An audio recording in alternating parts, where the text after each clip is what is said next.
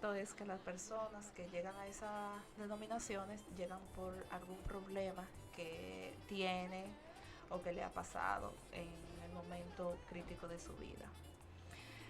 También debemos de reconocer de que son utilizadas, son utilizadas por las personas eh, que por el, son el pastor de la iglesia y se hacen, y los pastores se enriquecen, tienen enriquecimiento a costilla de las personas que llegan a esas denominaciones. Con el fanatismo, eso es, eh, vamos a llamarlo así, son las personas que tienen un poquito, diría yo, un poco o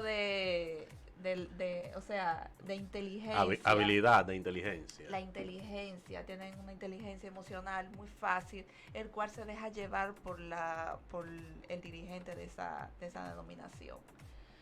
Pero no menos cierto es que en la Biblia, he tenido la oportunidad de estudiarla, y veo que en la Biblia hay muchas cosas el cual las denominaciones la llevan la exageran.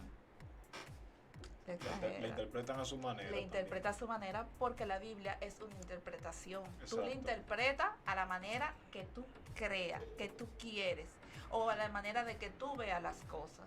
Es así. Es cierto. Entonces, lo que debemos es tener un poquito más de consideración, tener un poquito más de sentido y decirle, pedirle a Dios que nos dé sabiduría para poder interpretar lo que dice la Biblia. Cierto, cierto. Y nosotros poder agradar lo que Dios nos exige a nosotros como hijos de aquí, de la tierra. Es así. Héctor, ¿y tú qué piensas sobre eso? Es un tema controversial.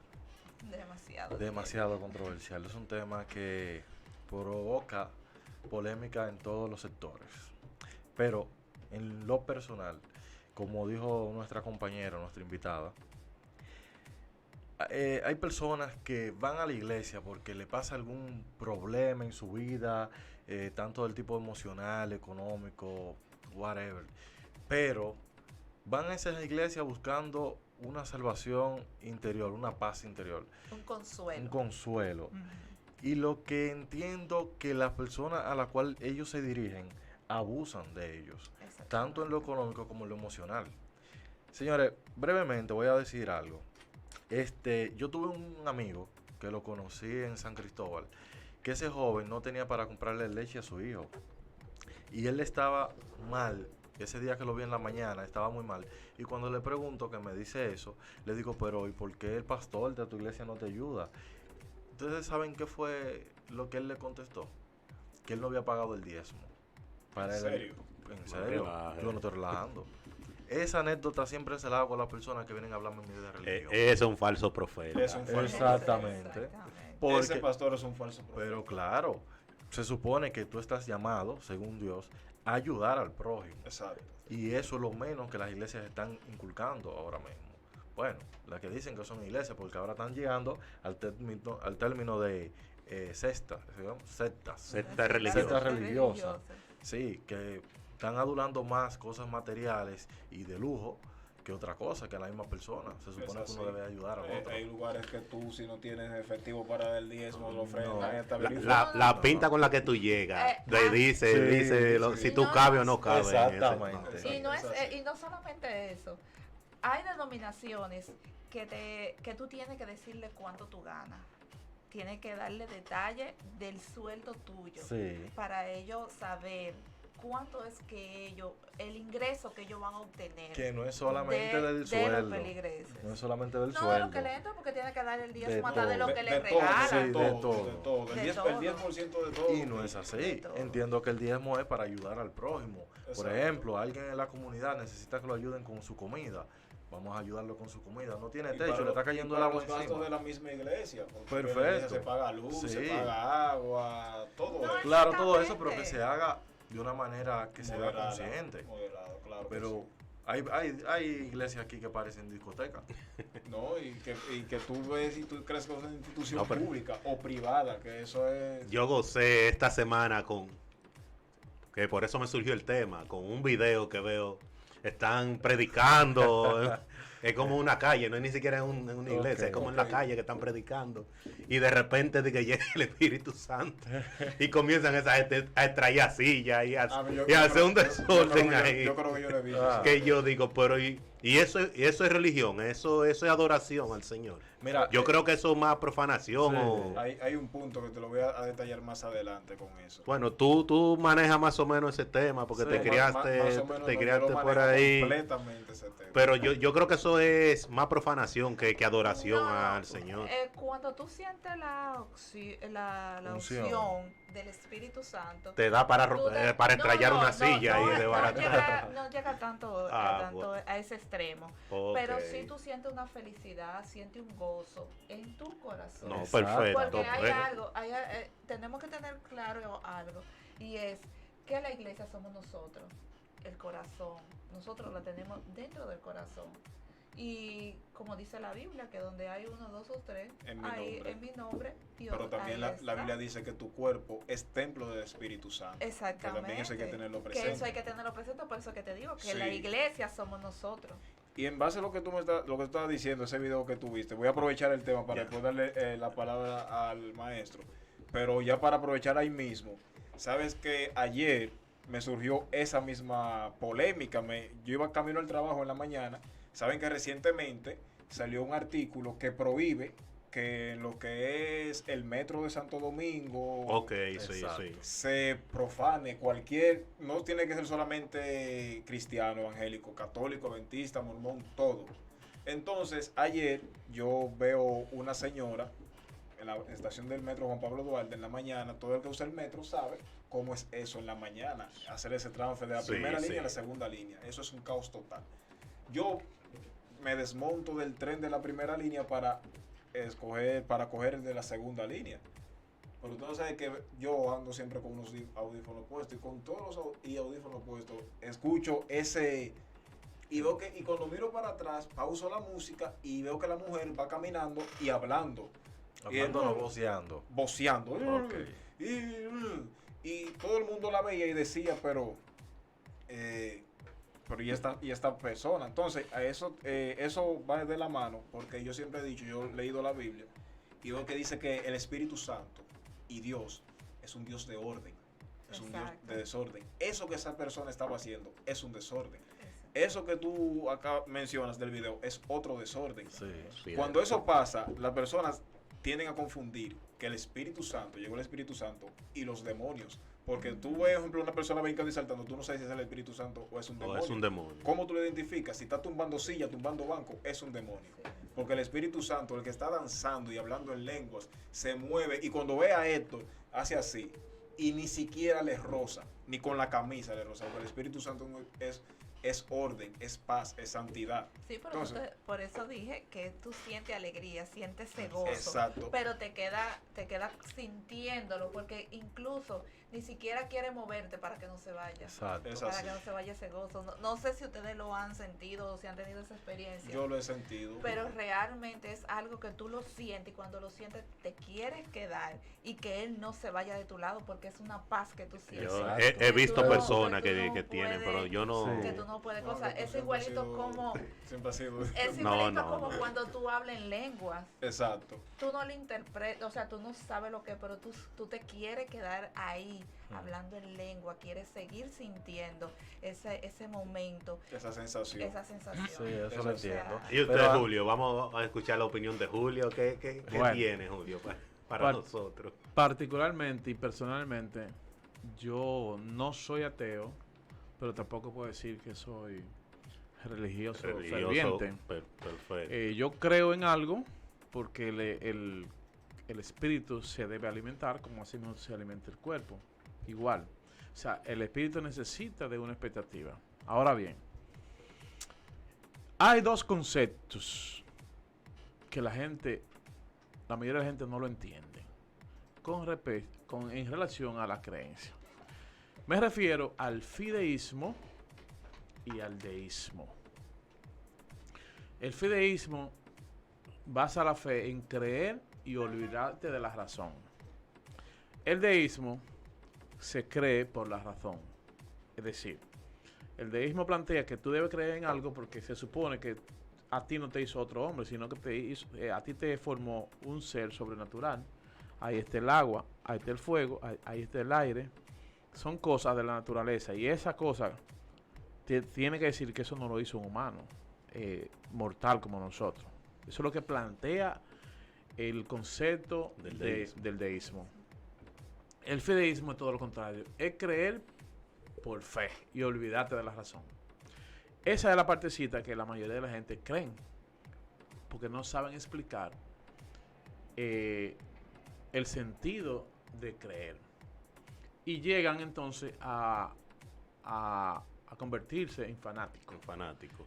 Y cuando tú no estás con ellos, ellos entienden que tú estás con el demonio, como dicen ellos. Y en base a esa fe es que se producen actos de terroristas, sobre todo gente del mundo islámico. Así es. ¿Qué sucede?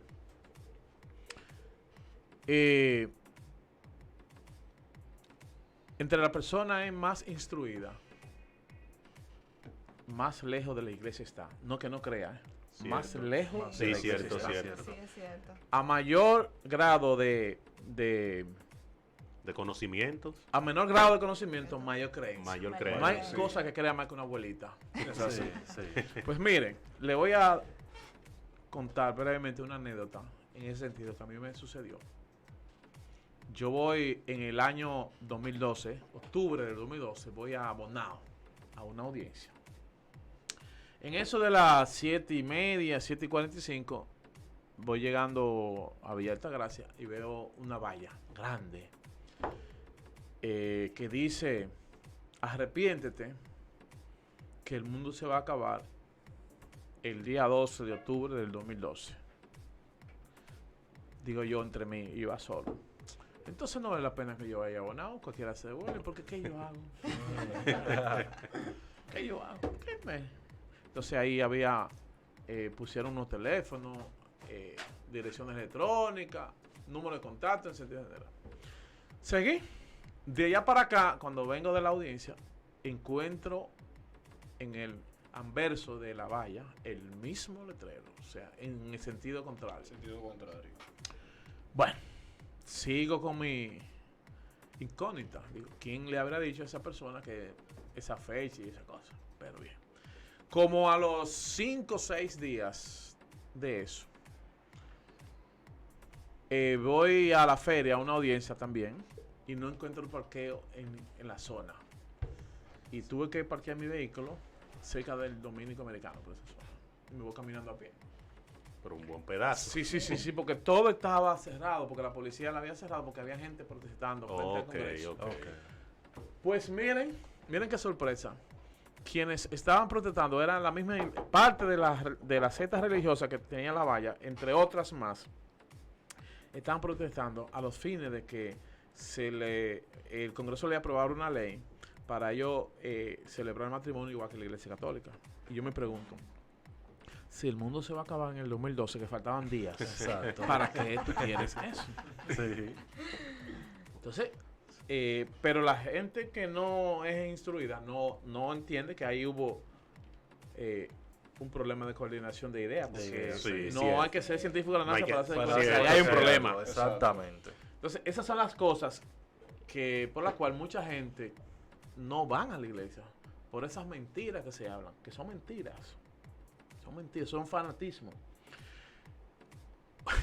Ya está un poco más chistosa. Yo tengo una amiga que va todos los miércoles a la iglesia, pero yo noto que cuando ella viene a la iglesia viene peor.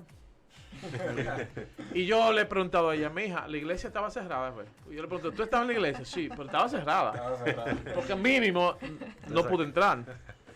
Porque se supone que ese lugar debe ser un lugar para las personas reencontrarse en el yo interior y reflexionar y venir con un espíritu abierto de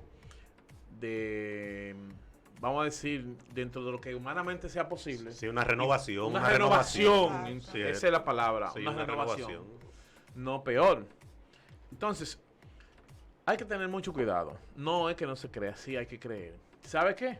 El mismo Voltaire que yo mencioné ahorita dijo, porque lo acusaron de que era ateo, y ser ateo en aquella época, en la Edad Media, era condenado a la narcotraficante cicuta, hoy en día, digo. una cosa así.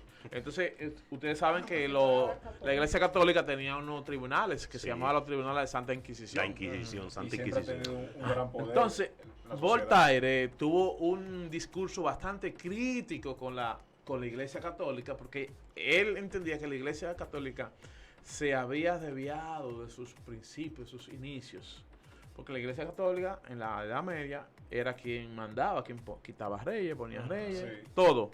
Bueno, lo acusaron de hereje. La Iglesia lo acusó de hereje. Y él dijo, yo no es que no crea, yo creo. Es más, yo entiendo que en los lugares que no hay Dios hay que crearlo. Hasta el extremo donde Dios, o sea, donde no hay Dios, Hay que vamos a crear. crear uno, como Sí. tú quieras, pero que- en algo tú tienes que creer, Sí. decía él. O dice, porque eso ha perdurado. Exacto.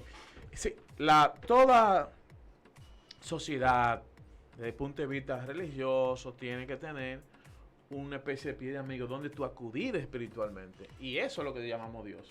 Nosotros en Occidente tenemos nuestro Dios, el cual, pero en el mundo musulmán hay otra forma. Otra forma. Entonces, Al igual que en Asia tiene. claro, el caso de Mahoma, que es un caso de estudiarlo y analizarlo, yo entiendo, yo particularmente, que los actos terroristas nacen con Mahoma. Eso de que si la montaña no va a donde Mahoma, Mahoma va a la montaña, es exactamente eso. En el mundo islámico, la religión era politeísta y él la convirtió en monoteísta. O sea, habían sí. varias religiones Ajá. y él Sí. a la fuerza A la fuerza. hizo que se creyera Que en se uno creyera. solo. Entonces, bueno, Que provocó, disculpe que le interrumpa, la división del mundo musulmán con Claro. el mundo de la India, que la India Claro. componía todo esa región. claro. Sí. Entonces, a la cual se oponía Mahatma Gandhi, claro. a que no se dividiera, porque eso lo iba a traer mucho más conflictos. Entonces, Mahoma logró, sí, ciertamente unificar el mundo religioso en uno solo, monoteísta, pero fue a fuerza y de terror. E incluso hizo fortuna con eso. Sí. Lo pueden buscar ahí en la historia. Hizo fortuna a costilla de la religión. La religión a través de la historia siempre se ha visto esos Sí. profetas que se enriquecen, que Que lo endiosan. se endiosan, Sí. que ellos después se vuelven muchas veces más grandes que la misma, La misma religión. que el mismo ser que Exacto. ellos quieren, Iniciaron adorando. desean adorar. Pero por eso es que digo que eso quien se lo da son los peligreses. Ujú. Eso quien se lo da son las personas que visitan la iglesia. Pero el Corán es, en la actualidad el Corán es un texto religioso, pero además es el texto jurídico que establece latigazos para los ladronzuelos, los violadores. Entonces dice, ¿cuántos latigazos? El mismo código, el Corán, que es un código Sí. legal, o sea, que es un Cierto, instrumento cierto. jurídico y también religioso. El caso de Osama Bin Laden, que siempre decía que Occidente era impío y que todos los pueblos impíos había que eliminarlos, porque nosotros no creemos en el Dios que ellos creen. Ustedes saben muy bien que ellos creen en Alá. su propio Dios. Nosotros tenemos otro Dios.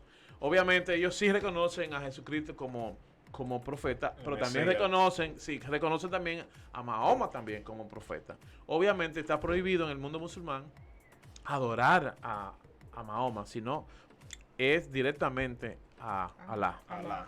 Sí. Bueno, entonces ya David, para concluir con el tema, ¿qué sugerencia tú entiendes que debemos hacer a los fanáticos religiosos? Bueno, a los fanáticos religiosos yo les recomiendo que lean más la Biblia.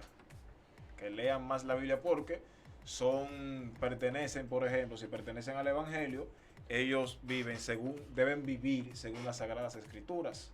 Entonces yo les recomiendo que se apeguen a lo que dice la palabra divina, porque ese es su estilo de vida. Yo, por ejemplo, lamentablemente no soy actualmente, no soy de ninguna religión, por así decirlo. Entonces, yo vivo mi vida libre albedrío, como dicen por ahí. Pero si ya usted pertenece, si usted, por ejemplo, un caso, usted trabaja en una empresa.